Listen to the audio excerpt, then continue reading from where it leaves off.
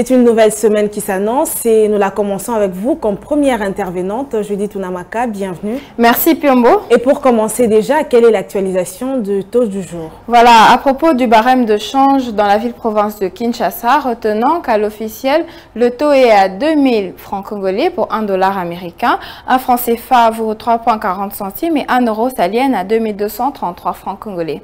Dans la catégorie marché parallèle, nous avons pointé aujourd'hui la commune de Matete. Dans cette circonscription, 1 dollar salienne à 2015 francs congolais, un franc CFA revient à 3,42 centimes et 1 euro se monnaie à 2283 francs congolais. Voilà, pour ce nouveau numéro, nous allons nous atteler spécifiquement sur les dépenses qui ont été exécutées en faveur du développement rural à fin février 2022.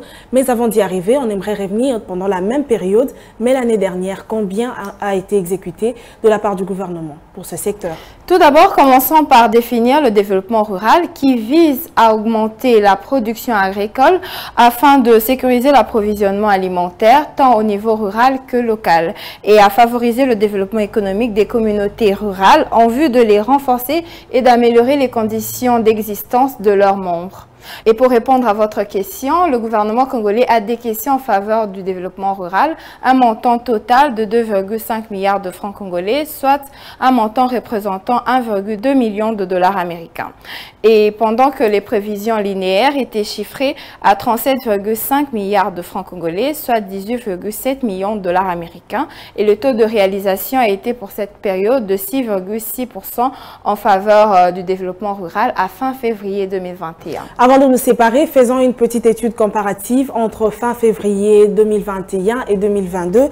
Y a-t-il des variations entre les deux périodes ou y aurait-il une hausse ou un régressement au titre de développement rural? À noter, bien sûr. Commençons d'abord par vous parler du montant décaissé par le gouvernement en faveur de ce secteur pour cette année 2022 à fin février. Et le gouvernement congolais a transféré un montant total de 3,1 milliards de francs congolais, soit 1,5 million de dollars américains. Et les prévisions linéaires ont été évaluées à 106,9 milliards de francs congolais, soit 53,4 millions de dollars américains. Un taux de réalisation a été de 2,8%.